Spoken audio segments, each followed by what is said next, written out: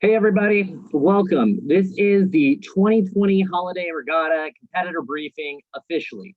There's no in-person briefing for this year's regatta, and so you can watch this at any time leading up to the event. Everything I'm saying here in all reality is already posted in the sailing instructions on the event page, etc. But I'm just going to quickly run through a few things and a couple of thank yous. Starting with thank you to the race committee. As you all know, I was looking for race committee, and it's challenging because we're trying to do quarantine boats or family boats or even single persons that were really reducing any kind of risk. So I want to thank Doug Johnston, Steve Young, Don Blackwell, Carolyn Parks, the Escola family, Leonard Nicolay, Larry Lavelle, Rob McGee, Nick Nidzico, Rob Grant, Don Poppy, and of course, Sharon Green from Ultimate Sailing, who will be out there taking shots this weekend. Really excited about that. And thanks to the sail policy, we had to sort through a lot of last minute details regarding how and if this event was going to happen. And so we're fortunate. It appears as though we are good to go for Saturday and Sunday, barring any extraordinary changes by an order from far above us. So as it plans right now, as I'm recording this video at 5:50 p.m. on Friday, December 4th, we are planning on sailing both Saturday and Sunday. But with that, I think it's a really important time to sort of acknowledge, a gratitude that we've had a good season, maybe a lot better than most. And I think part of the reason we've had that is because we've been successful in, mitigating risk as relates to COVID-19. And I think I'd just like to remind everybody and ask everybody that tomorrow and Sunday, especially in the harbor, when around other people, that you're wearing your masks. We strongly recommend you wear them at all times on your own boats. Some of your boats are made up of completely families. Obviously, that wouldn't make sense in that situation because you're living together. But if you're not living together, we really strongly recommend it. And it's at the discretion of each crew, but it would be worthwhile taking the time to review your own COVID-19 safety protocols within your boat. We are asking boats to try to, avoid sort of mingling with one another post-race or pre-race, and just really trying to mitigate the risk in general for our program. And the idea is that allows us to keep sailing. The good news is that we have this weekend, and then we also have a CHRF race on Sunday of next week, which may or may not happen. We'll see. Our next race after that is January 9th, and that is Hot Rum #1. So we'll keep our fingers crossed that anything that does happen between here and there is over by the time Hot Rum #1 rolls around. Okay, so once again, just please review your safety protocol. Masks are pretty important, especially within the harbor and those who are hoisting in at the end tie. And of course, those folks who are at the end tie, please check your email. I sent out a special email for you specifically regarding some extra safety protocols that you can put into place. Okay, so trophies will be available. I'm gonna start sort of at the end here real quick at the front desk after racing. There's no in-person competitor briefing. There's no in-person awards. We will be doing our Facebook Live awards following this entire thing. And we're gonna go ahead and share our screen real quick because I'm gonna go to our event page. So, all right, that screen too. Okay, share. Okay, great. So here you should see on your screen our racing calendar. I've scrolled down, scroll up to the very top here. This is our Santa Barbara Yacht Club racing calendar. This is what we're all kind of familiar with. And I'm scrolling down to the bottom to our holiday regatta here. In the holiday regatta, you'll see the links here, but I want to point out that if you just click on holiday regatta, it will take you to the Challenge Cup series page. Okay, and the Challenge Cup is our spring, summer, fall, and holiday regatta. If you scroll down, you can see the holiday. This is holiday regatta sort of virtual notice board, if you will.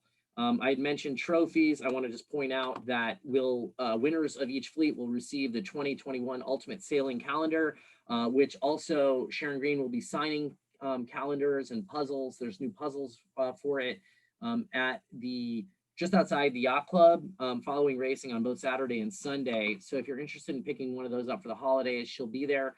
But the winners of each fleet will get this. We also have engraved mugs for first through third, at least, for every fleet. Okay. I want to start by going over some of the SI amendments real quick. Here you should be noticing that notice to competitors will be posted at the lower deck, but also on this event page, again, sbyc.org/challenge-cup. That's the event page. So I just pointing that out, that's a change. The schedule was changed in that we will have our competitor briefing sent out via video by this time, which is 8 o'clock tonight. And obviously I'm recording it now at about 6 o'clock. And you'll be seeing this before 8 o'clock this evening. Class breaks, class flags, and order of starts, I will be going over today. Right now, I think we have enough data to say, okay, we know who's coming tomorrow and who's not. The schedule of events has been changed such that we have no warning signal after 3:40 p.m. on Saturday and 3:30 p.m. on Sunday. That is changed from the original sailing instructions. 6 races now are scheduled for every fleet with no more than 3 races on each day. Okay, so that's a change as well. There's no throwouts. We're doing 6 races attempted and no more than 3 to be sailed on any one day. So we'll be sailing 3 on Saturday and 3 on Sunday in a best case scenario. There is a cutoff time, obviously, though, as well. If we can't get those races in before 3:40 on Saturday and 3:30 on Sunday, then we will be shutting it down, and whatever we get is what we get. As I mentioned, I'm going to go over rating breaks and class flags shortly here.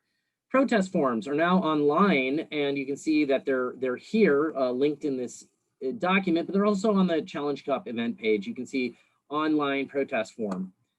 If you want to file, you could literally file on the water on your phone. It's the exact same questions that are on the written page, but you just do it here and you click, click, click all the way through, and it will fill out a form that I can then therefore review the answers. There'll be timestamps so I know when we got it, and we can hear those protests via Zoom so that we're not really in person with anybody. Okay, results will be posted as quickly as we can because I'm doing with a bare bones race committee. All those people I thanked, by the way, those are people who volunteered or tried to help out. Not every one of them we ended up putting on race committee because we were trying to find pairings of 2 people from the same household. So it was a little bit tricky, but I thanked everybody who made an effort to help us. And so I just want to thank all of them. So anyway, long story short is that we have a short bare bones race committee, and therefore the results will be posted as soon as possible. It may be difficult to get them out before 5 o'clock on day 1, but I certainly will try my best, and we'll try to get somebody to do it for me on Sunday so we can have them done immediately. But long story short, if there were any other additional amendments, they would be both posted here. All right, so let's go over class breaks, class flags, and order of starts. You can see they're all in this document here, which is posted on the notice board outside and here on this virtual notice board at sbyc.org/challenge-cup. You'll see that we have A fleet here is made up of these 5 boats. It's 42 and less. B fleet, I'm sorry, Melges 24s, we have 4 boats. B fleet is going to be 43 and greater. So we ended up not having enough to do a C fleet. So we're having essentially all of these boats from 43 and up in PHRF B. J70s, obviously we have 6 boats there and 5 boats in the Harbor 20s. So we're looking at 5 starts in this order for the first race. So race 1 of each day, will be race 1 for Saturday, race 1 for Sunday. We'll try to go PHRF A, then Melges 24s, then PHRF B, then J70s, then Harbor 20s. Then once boats finish, we'll be starting those fleets as soon as we can, whoever's ready at the start line. Oftentimes it ends up being the same order as you've all witnessed in past regattas, but we'll start whoever's ready to rock once they're finished. One other comment that I have is I like to decide if I'm going to roll into the next sequence when I'm in sequence for the prior fleet. So if I'm in sequence for the A fleet and it's really, really fluky conditions and I want to just kind of try it out and see how it's going to go, I might start the A fleet and wait 10 minutes before I start the Melges 24s or 5 minutes. And what I'll do is notify via channel 71 to competitors if I'm rolling into the next sequence or if I'm not. So I would say something to the tune of, it is the race committee's intention to roll into the warning signal for the Melges 24s to coincide with the start of the A fleet.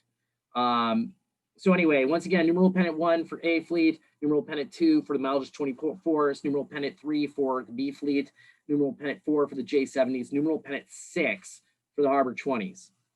Okay, so that's pretty much that for that. The race committee boat, once again, thanks to the CHRF fleet, Doug Johnston and LaRev. This will be their 3rd year doing it. They're gluttons for punishment. We really appreciate it, though. Thank you, Doug.